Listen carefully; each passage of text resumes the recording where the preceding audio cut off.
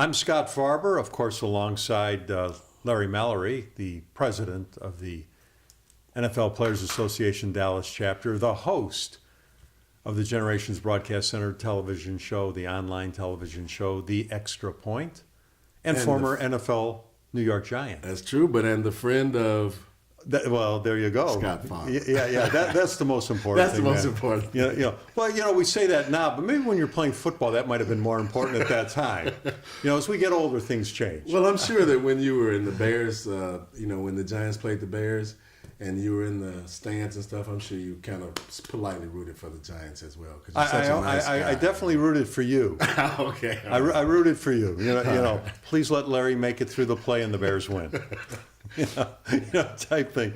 Well, I just want to ask you. We've talked about it. We hate doing anything political because everything is so divisive, now, and so we hate it. But there is still activity with the NFL. Yeah, that's true. And Roger Goodell came out. The commissioner came out and spoke a little bit about it yesterday. Did he say anything of substance, or was he just? Well, as we spoke about this before. It's so interesting how controversy handles things. Controversy can either separate you or pull you together.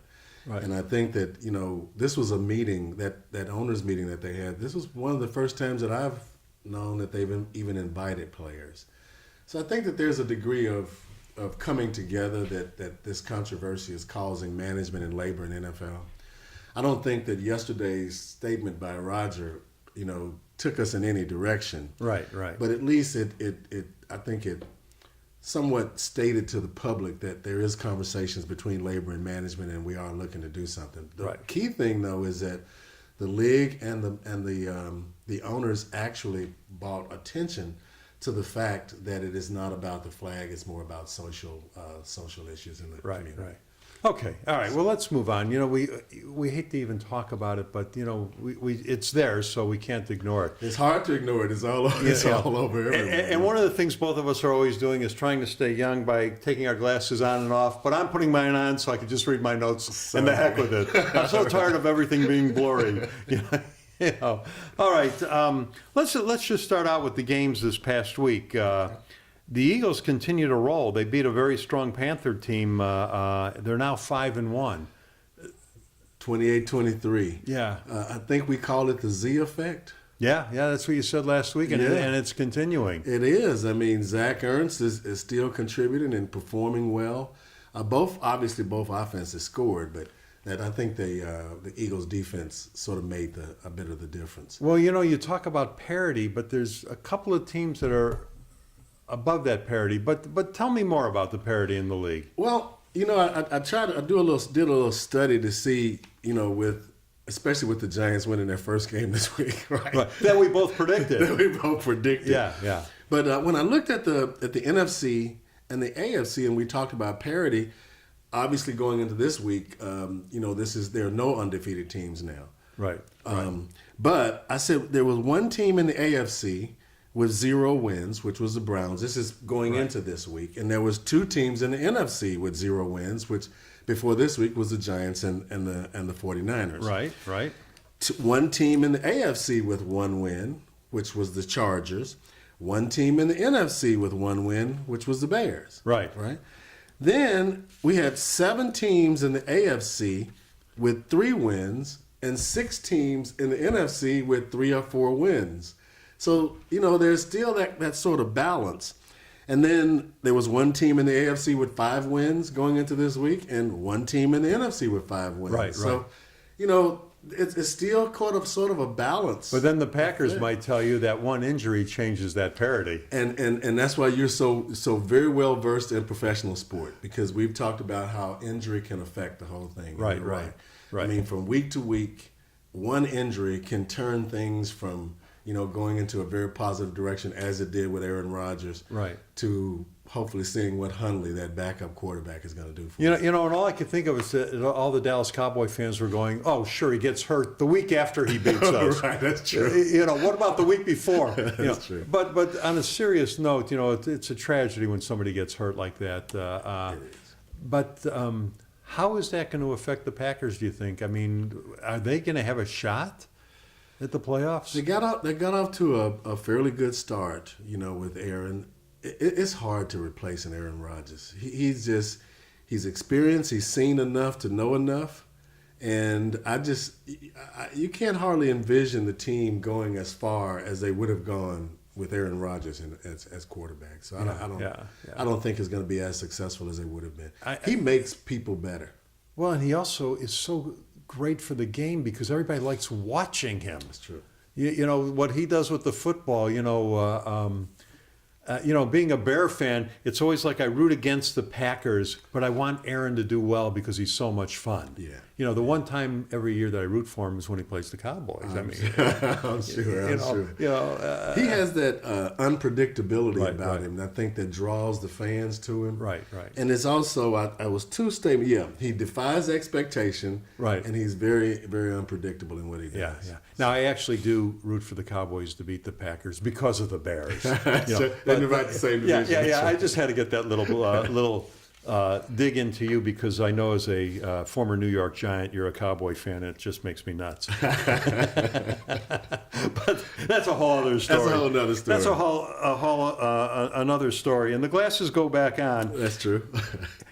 My son had pointed out to me, not this past week, but the week before when the Bears lost, and I don't have them all down, but the Bears scored points in the previous game in the craziest ways. I think there was a razzle-dazzle on a 2-point conversion, a safety, a tip ball on a touchdown. There were a couple of other things that were really odd, the way they scored. But did it go into overtime? This week it went into overtime. Yeah, this week it went into overtime. Yeah. They couldn't hang on to that lead. But Trubisky played. He threw very few passes. But he did throw a nice touchdown pass in a pressure time and converted a third down really in crunch time when they needed it on a pass. But he brought a whole new element that the Bears didn't have. He moves out of that pocket and he creates things, and I think he helps open up that running game, which was phenomenal. I totally agree. We've in the past we've talked about statues. You remember Peyton Manning statue. You're right. He's mobile. He gets out of that pocket. He's a solid physical body. He's a strong, big, physical-looking guy. Right. And I really believe that especially for young quarterbacks, we talked about 11 defensive players playing against 10 offensive players if you have a stature quarterback. Right. So I think that, when you can move around nowadays in that pocket, it puts a lot of pressure on the defensive line, gets them tired. Right. That's right. So, and if you're in good shape, the fourth quarter becomes something very positive for you. Right. So I think that's something very positive for the Bears to have a mobile quarterback at this time so that they can turn potentially bad plays possibly into good plays. And they were talking, too, about this kid has played a total, I don't have the exact number, but it was like 12 games, total? Before he got to the pros. Where did he go to college? South Carolina? No, I'm probably saying that wrong. I could look it up, but it's somewhere out east there. But he didn't start until his senior year. Oh, okay. So he played one season, and now he's in the NFL, and that's got to be an aberration too. That is really an aberration because of the timing of the game. The big difference in coming out of college and going to the pros is the speed of the game. Right. In college, there will be some people that you can run around, some linemen that are slow. But when you get to the professional ranks, everybody has speed, everybody has power. And so, it has to take on a different perspective. Yeah. I think you're going to start to see a whole bunch of new shirts up in Chicago, and they're going to say Trubisky. Where now? North Carolina. Okay. South, but north. All right. So, I was close. I was close. You were close. So he went to North Carolina, but he only started his senior year. So, maybe there is some hope for the Bears. But their defense going into the game was rated number 6. Oh, really? So their defense is improving, type thing. And that's important for him. Yeah. I think that's key. The defense and special team, those two teams have to kick in for young quarterbacks until they can get that feel and start to get that feeling for being in that starting role. So I think that's a good thing. Well, now, we both predicted that the Giants were going to get their first win against the Broncos. Did we really believe it, or were we kind of hoping for it? No, we were hoping for it. Yeah. So now explain this game to me. I can't explain the game. It was absolutely amazing to see. I think that the game proved what we've talked about in previous podcasts regarding back to basics. Whenever a team gets off kilter and has a few losses, and the best thing to do is get back to basics. So they got back to basics with this Darkwa. Right. You know, the running back had about 130 some yards rushing, I think. Right. When you take the pressure off that defense and get them off the field by keeping that ball and running, that was the value of Ezekiel Elliott to the Cowboys. Yeah. It's just changing things around. Number 2, no turnovers. They had no turnovers in this game. I thought that was, especially with 6 starters injured. They have 3 starters on offense and 3 starters on defense, all injured, and then we end up winning the game against a team that, you know, everybody thought was going to blow us out of the Right. I didn't like the kicking game. I didn't really like it was. Well, why? It was they showed some close-ups with the receiver and the holder, and with the receiver and the kicker, and I thought that it was something going on between the two of them. It was one field goal missed, I think, maybe another, but I just think something was happening on the sideline. So I remember clearly I wanted to say that this week because I'm just watching not the stuff that's focused on TV, but watching some extracurricular stuff. I just thought that something was going on. Yeah. I think that it was great that they found a tight end that was effective. This Ingram kid. Right. How many tight ends, Scott, have you seen that runs a 4.4? Yeah, well, never. Never. Yeah. So that created a matchup challenge for Denver because Denver has good defensive backs. Yeah, You know. yeah. And then they're hard to bring down. They're hard to bring down. Yeah, you know. So, I mean, I think McAdoo solidified his ability to make good decisions because he was headed in a really, really serious direction. Yeah, To go yeah, 0-6 in New York City. Yeah. You know how that New York City, Yeah. Chicago, and LA, those press can be pretty rough on Yeah, you. when yeah. you go You don't want to be there. Yeah. Now you mentioned Ezekiel Elliott, you know, the running back for the Cowboys, and he's got this suspension looming and hanging over. And again, they said they were going to suspend him, and the Players Association is out there trying to stop it again. Yeah. Talk about that, how they defend the players and at what cost do they defend the players and, you know, that type of thing. Well, the actual NFLPA, the union, is responsible for defending the players. And the management, Roger Goodell, is sort of responsible for representing management. Right. And I think that I think the NFLPA is doing everything they can to support and reinforce the importance of, you know, having him in the lineup. But there's so much controversy going on about so many things right now. The league can't be seen to support violence, any kind of violence, be it on women or discrediting women in any way. Right. And so I think they're in a very sensitive situation now between, you know, having the suspensions and then having the standing and kneeling for the flag. It's just a lot of controversy right now in the NFL. And I think that the Players Association can do a lot to unify our voice on the player side. Right. And I was very, very happy and positive about seeing players invited to the owners' meeting. Right. You know, that's your boss. Right. And your boss needs to know, the employees needs to know what the boss is thinking. Right. No, I of thought course. that was a great move. Now, with Elliott now, what does that do to your mindset of the team? How disruptive is it with that hanging over him personally and the team?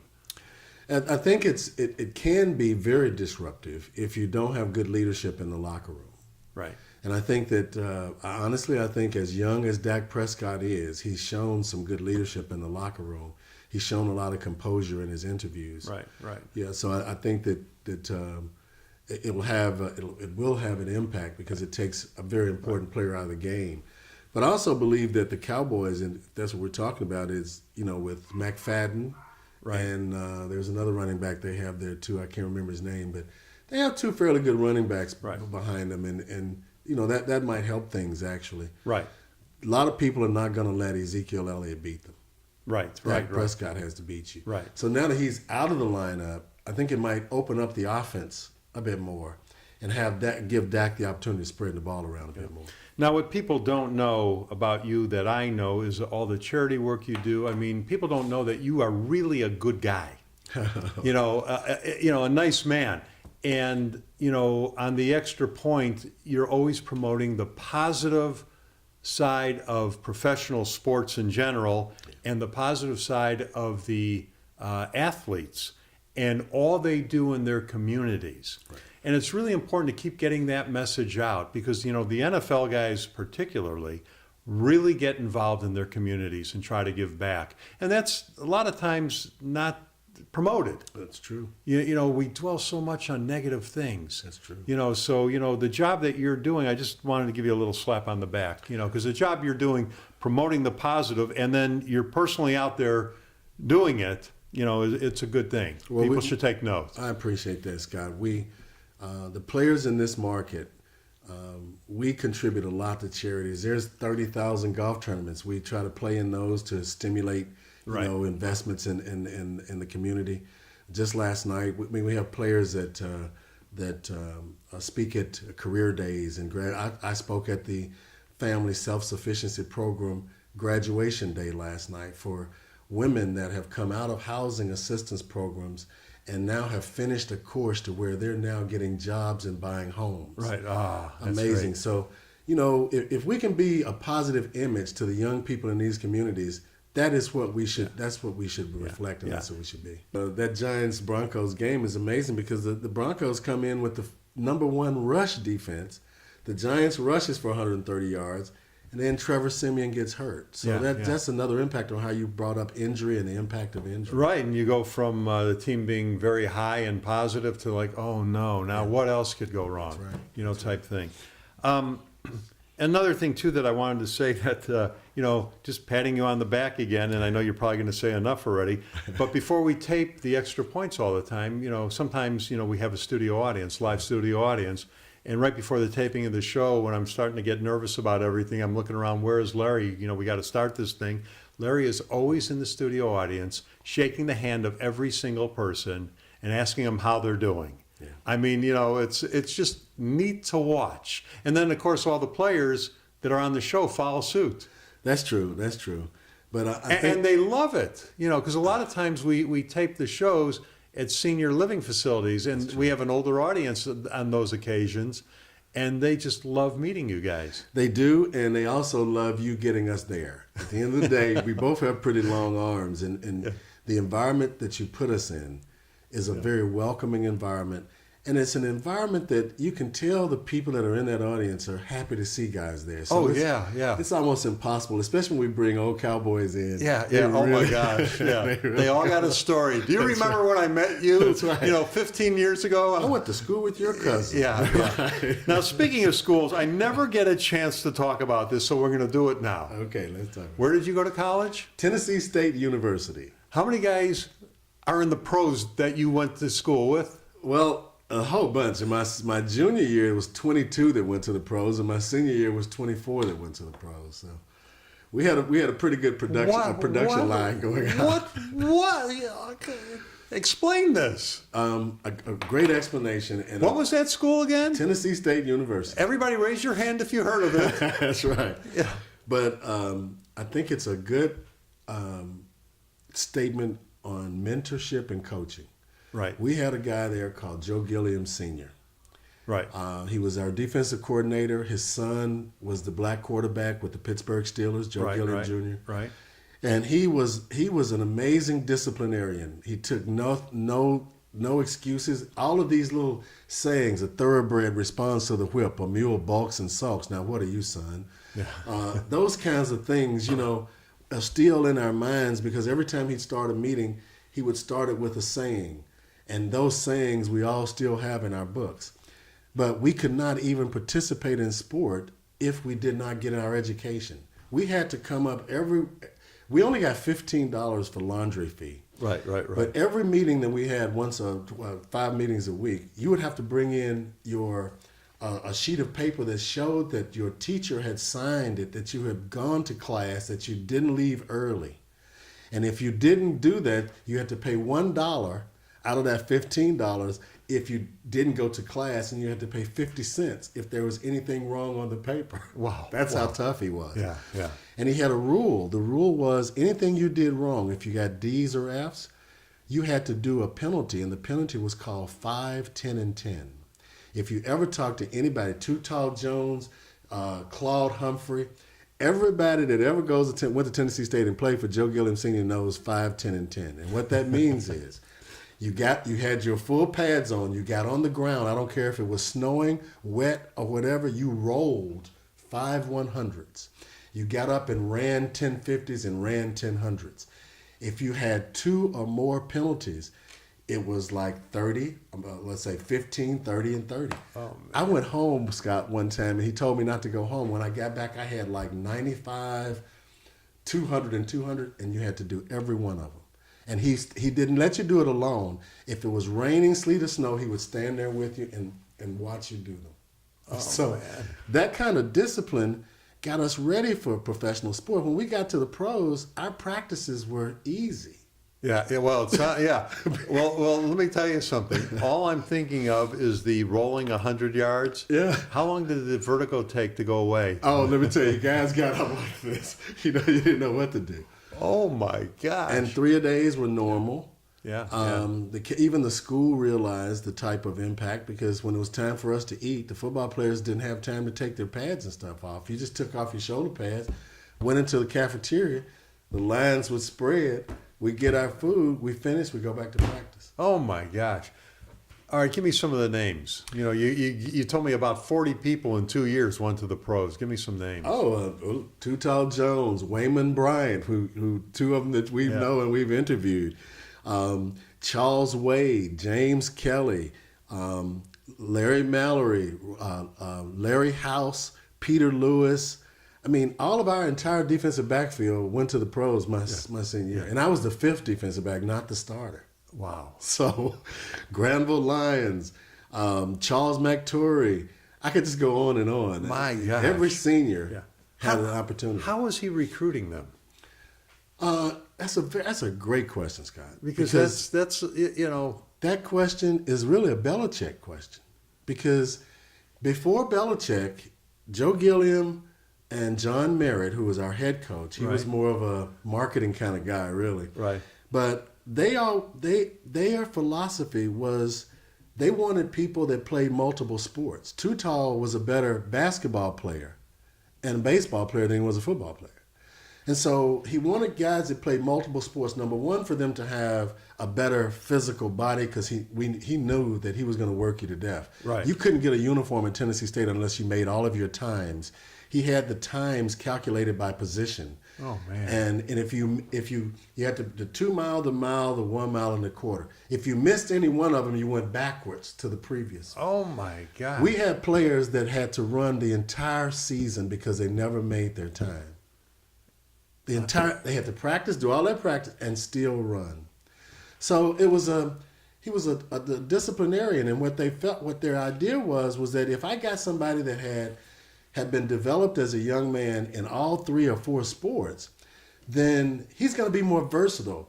And the things that I can do from an offensive and defensive standpoint, I can get them done a lot quicker if I get a multi-sport athlete versus getting one sport athlete. Now, let me ask you, though, some of the top high school kids, when they hear about this, they think they're so special. And they go, I'm not going there because he's going to work me too hard. Did that work against them at all? Well, now we're talking eras because, we're both in our young 60s, in our mid-60s, and during that period of time... Thanks for telling that secret. And during that period of time, the HBCUs, historical black colleges and universities, they were the primary opportunity, for African-American athletes. Right. And so not just Tennessee State's, the Gramblings, they had a lot of pros coming out of Grambling, Alcorn, Southern, Texas Southern, Jackson State, Walter Payton, Jackson State. Right. And so those types of athletes in those schools really had the best talent at that time because that's where our opportunities were. Nowadays, and in this new era, if you're a super athlete, you're going to go to one of the major colleges, one of the Big Ten schools. Right. The HBCUs can't compete with the invitation that the parents are given to the bigger Right. schools. And so Right. they end up, now the HBCUs end up getting good athletes. And a lot of their athletes actually are athletes that have gone to major colleges and now have, had to drop out or come out of that system. And then they regenerate themselves in the HBCU environment and still get looked at from the professional side. Let me ask you, because I just wonder how it was, if it was the era or something. But when you went to school, just on the extra point, the guys that you've talked to, like Ed Too Tall Jones, when he was on the show, and you went to school with him, it didn't seem like the goal was to go to professional sports. The goal is just to play because that's what I'm supposed to do now. Yeah. Now it's like from the time they're 8 years old, it's a map on how you get to the pros. Did you guys think about going to the pros, or were you just playing because I'm in school now and this is the fun thing to be doing?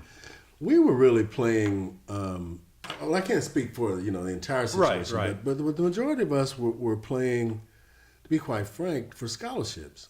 Right. To try to get an education. Right. And and if you're a multi-sport athlete and somewhat of a star in high school, then you're more apt to either get to an HBCU school or a bigger school. And so ask me that question. Well, the thought of the pros. Yes, right. When did that come about? Probably for a lot of guys that would probably come about in their college environment. Okay, so it wasn't like all they were going to be was a professional athlete. Right. Growing up, the goal was to get an education. The goal was really to get an education, and especially from a football perspective. Now, if you remember in the NBA and in baseball in our day, you could come out of high school. Right. And so, if you were a basketball player, a big, tall basketball player, or a great pitcher or a baseball player, then you could go directly into the professional environment or at least be attracted to them. Right. The NFL rules have always been at least 2 years of college, I think it is. Right. And so there's a later entry for the trauma that you're going to experience when you get at that level. Yeah. From a fan perspective, when I watch a kid in college and then they aren't nearly as good in the pros, I always say, well, when you're in college, you're playing at this level and you may be, playing a team that has 3 guys that are going to be good enough to go to the pros. So you work your way around those 3 guys and you have a great game. But in the pros, the quarterback runs out of the pocket and everybody's just as fast as him chasing him. That's right. So is there a big difference in talent from college level to pro level? I guess from high school to college to pro. It is. So there is the jump at each level. There's a jump at each level, and it's reflective in the small percentage. I think it's less than a quarter of the men. It's a very small percentage of men that makes the NFL. Right. So you can see moving from high school, where we have hundreds of thousands of athletes, into college with a little less number, into the pros with even a little less number. Which is a real less number. Yeah. What is it, the guys that really were good enough but they don't make it, I mean, how does that happen? It's a little different than it was in my day. In my day, there was a lot of weight being placed on your ability to play with pain. Right. Because you are going to be injured, and if you're not injured and you're not on the training list, that means you're not hitting. So therefore, we go back to the film room so we can call you out because you're not hitting, and the game is about hitting. Yeah. So that whole combination, I think was different in our day because pain was understood and it was a part of the environment. Yeah. Nowadays, with the reduction in investation and all those things, I think the better athletes, they have some really good athletes. They're really well toned, and everybody's fast and everybody's strong. But I don't think that they play as. I think the injuries are harder, or as hard. But I think that they don't play with pain as much as we play with pain. And I understand it because if you can get 3 years in the league, you have your pension. Right. So I don't think that and obviously the speed of the game has increased. So maybe even the injury capacity has increased to the point where, they're not as able to play as much with pain as we did in the past. One thing I want to jump back at, we were talking about earlier, the good things that the players do in the community and whatnot. Mm-hmm. And I was talking about Aaron Rodgers. And, as a Bear fan, you, of course, hate the Packers, type thing. But it's hard. It's really hard not to like Aaron Rodgers because he's another really good guy. And there's these videos that I watch of him, working with kids that are recovering from cancer and whatnot. And he's another example. It's hard not to like this guy, and you don't want to like him, But it's another example of a player really jumping in and doing his part, where he can. I think too, his personality is so even toned. He Right. never gets excited. RELAX. Relax. Yeah. I think that's a key. I think that's a key personality trait for a quarterback, Yeah. and that's for a leader because he's getting the most pressure. Right. So if you got everybody else out here trying to trip and he's getting the most pressure and he's not tripping, Right. then everybody has to be calm. Right. Relax, guys. We're gonna get this done. All right, let's get back to some football now. All right. The Dolphins, and we don't think that they're going to be going anywhere, but they were down 17-0 to the Falcons. And then all second half points with your friend Jay Cutler comes back and wins 2017. Is that not something? Well, it was a surprise, wasn't it? It was definitely a surprise. I don't know how he got all these second half points. Was it all offenses? I don't think it was all offense. I think there was some defensive scores, wasn't it? Well, isn't that okay? It's a team. Well, yeah. It's a team effort. Well, me and Cutler don't get along too well. Yeah. So is that coaching? Did Cutler have something to do with it? I mean, and the Falcons, how are they going to, after the Super Bowl, where they gave, that horrible comeback to the Patriots, how do they get over this? They have the experience of getting to the pinnacle before, so hopefully they can, remember that feeling and get back. They blew a 17-point lead. Yeah. So does this help Cutler and Miami? Does that, because I remember the week before when they won, Cutler was still getting booed, in Miami. I don't think it helps them. I think that it's positive that they're 2-2 now, right? Or 2-3. I think they're 3-2. Yeah, 3-2 now. Yeah. I think that's going to help the overall, team picture. the overall picture. Jay Cutler still. I think the question is still out for him. Let's see what happens next. Okay. Because he's a game-to-game kind of guy. Okay. And then this one surprised me, and maybe not. The Steelers, who lost to the Bears, come and knock off the Chiefs. Is this not a parody league? I mean, every time we think we're on the roll, Right. I'm thinking, I'd almost counted 6-0 for the Chiefs. I just thought that the Chiefs was just on such a strong roll. They just couldn't be stopped.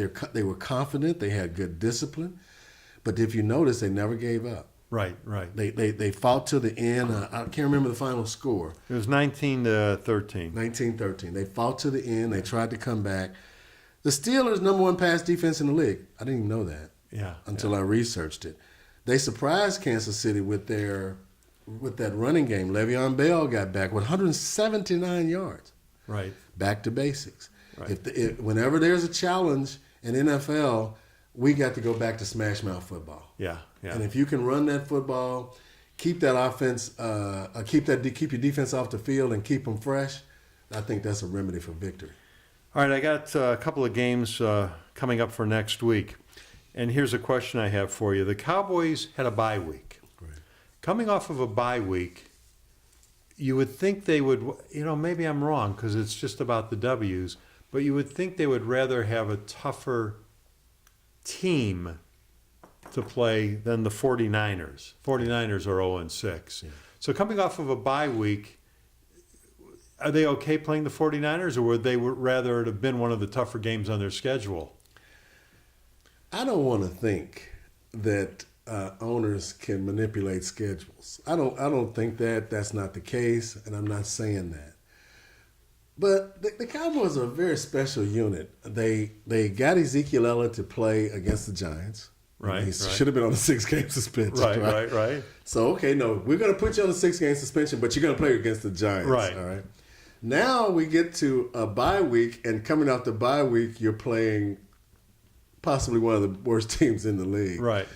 Is that not a perfect scenario? Oh, you like that scenario? That's a perfect scenario for them. Oh, okay. Because they got a credit or consideration for having Ezekiel play with the Giants, and now And now they're coming off of a bye week, and coming off a bye week, you got to keep the team motivated and keep them up. Okay. See, I'm thinking in terms that they had more time to prepare for a better team. Yeah. But you're saying that they're taking some time off, and now they got to get back to it. Maybe this is a better way to get back to it. Exactly. It's better to come back with it. Yeah, that makes more sense now to me when I think about that. That's right. That's yeah, right. yeah. Okay, so... So what better team would you want to come off of a bye week on, but the losingest team in the league? So what are you saying about the owners controlling the scheduling? I'm not saying anything, owners. I love the owners, let me tell you. but they are our bosses. So. Yeah. Okay. All right. Now you got the Falcons and the Patriots. Now after you blow a 17-point lead to Miami, you're going to play the team that you blew the Super Bowl to. Is that not something? So you talk about mental toughness. Where are the Falcons' minds? They're probably the Falcons are probably sitting in a yoga position right now, trying to come up with some type of esoterical mind deal for them, because they know the Patriots. They know them very well. Right. And isn't that ironic that they come right back after losing this game to the same people? Are these? Is there a schedule? Well, I don't know. Well, that you can't blame on any scheduling. It's just it's just what they did. It just happens to be. Now the Saints are playing much better than I ever thought they would, and they go to the Packers. This could put the Packers division really in parity from top to bottom.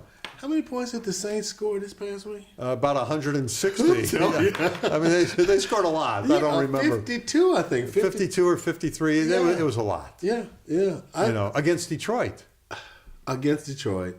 Stafford is injured. He's not mobile. That mobile quarterback thing is interesting. Breeze is not a young quarterback, but he's a mobile quarterback. Right. And they're playing the Packers now with their backup quarterback. That's right. So the Packers are right now planning some very interesting things that hopefully they have not seen before. Okay. So that they can put that new young quarterback, I think it's Hundley is his name. Right. So they can put him in a role or in a position at least that he has something that's not predictable. Right. So but I still think it's going to be just like the Super Bowl probably. So so who are you thinking, the Saints or the Packers? I'm thinking the Saints. The Saints, okay. And with the Falcons and Patriots, who are you thinking? I'm thinking the same as the Super Bowl. And do you think the Falcons are going to have a lead, though, in this game and blow it, or do you think they're just going to be beat? After this last game with them, I need to see one more game with them. That surprised me. If the Patriots knock them off, I think that could be the season for the Falcons. I think so, too. It's going to be tough for them to recover. And especially after going into a brand new stadium. Yes, That's terrible. Now, here's a team that has just fooled everybody, the Jets. And they're going to play the Dolphins, but the Jets are a tough team. They are. They got off to a good start. It seems as though their offense and their defense is performing pretty well. Isn't it interesting what experience does? McCowan is the Jets quarterback. Right. And he's been around. Right. He's a journeyman, but I guess if you see enough, that's what these young quarterbacks have to do. They have to see enough and see. That's what makes Aaron Rodgers so different. He's seen so many things. Right. He knows the coverages. He studies well. So if they can do that, I think that everything will work out okay. Now a guy like Josh, let me ask you about that. He was in the NFL, and then he was a high school teacher. Yeah. And I think it was the Bears when Cutler got hurt. They pulled him out of the classroom, and he, journeyman. That's right. But yet he does win some games. He does, doesn't it? What is the difference that he never quite became the guy? I mean, how does that? I don't know his size. A lot of times He's pretty big. Is he a big guy? Yeah, he's a big guy. Okay. I don't know. That's a great question. I don't because he does win some games. He does, and I think he has a very similar demeanor to Rodgers. He's not going to get excited. Right. He's going to be calm in the huddle, and he's probably as a teacher. You know how teachers right, are. right. He's probably a good leader in that huddle. Yeah. So, I think that might be, that's one of the traits that he has. I failed to mention, though, that, the Patriots are beat up a little bit. Yeah. Gronk is injured. Yeah. Malcolm Brown is injured. That might have an impact. However, they will find a way To win, yeah. and they will play 60 But minutes. at this time of the year, everybody's injured. Everybody's nicked and bruised a That's little true. bit. That's true. And some are key injuries, but at this time of the year, I think there's a lot of guys nicked up. That's true. And this time of year, in the mid-season, it becomes somewhat like it was when we were playing in the old days. Right. Who's going to step up now Yeah. to continue to play? I know Right. you have an injury, Right. but at certain levels, how do you manage that injury and how do you play with Yeah. pain? Yeah. All right. We had a trade in the NFL last week, as you know. We mentioned it last week. Adrian Peterson. How did he do? Well, he was with the Saints before, right? For about 3 weeks. 3 weeks, Yeah, exactly. Yeah.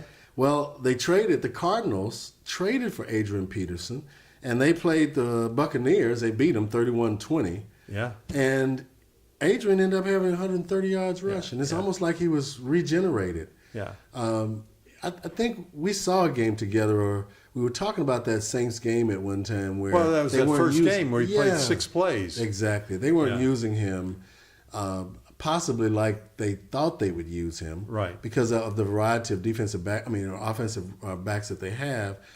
And so for him to go to the Cardinals and take the pressure off that quarterback, and that's what they needed, I think that might help the Cardinals a lot. And I think also it's going to help Larry Fitzgerald.